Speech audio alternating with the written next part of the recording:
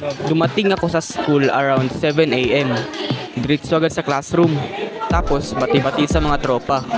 Usual morning, medyo antok pa. Pero ready na sa isa na namang mahabang araw.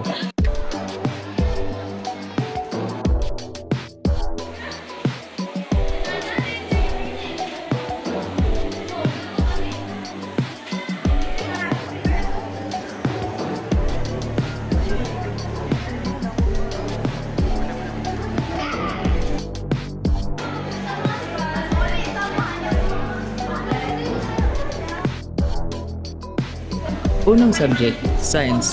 May group reporting kami.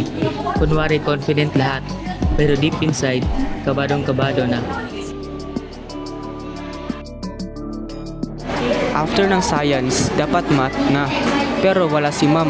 Pero nagbigay siya ng isang seat work. So ayun, ginawa ko na lang.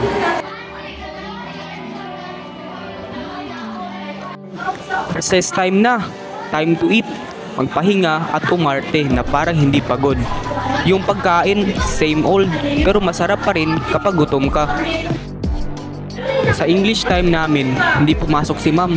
Kaya, naglaro na lang kami ng mobile games.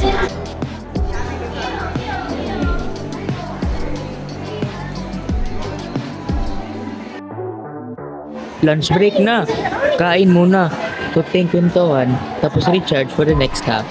Wala pa rin teacher pagkatapos kumain, so naglaro na lang kami.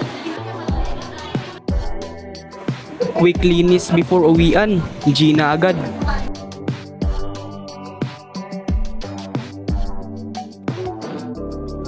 Kinuha na namin ang aming bag para pumasok na sa specialization namin.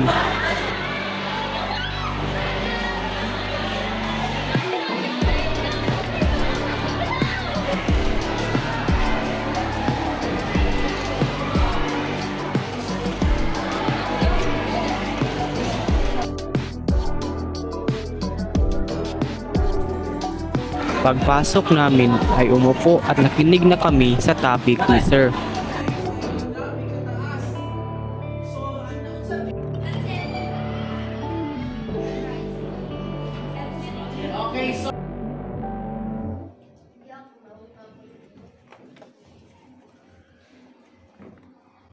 Pagkatapos nun ay lumabas na kami at papunta sa room para kunin ang iba pang gamit.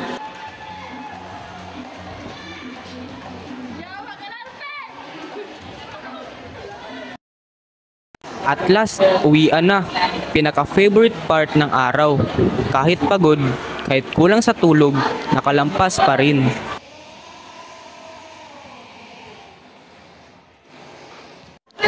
Hindi laging exciting ang school life. Minsan chill, minsan toxic. Pero bawat araw may matututunan. At yun talagang mahalaga.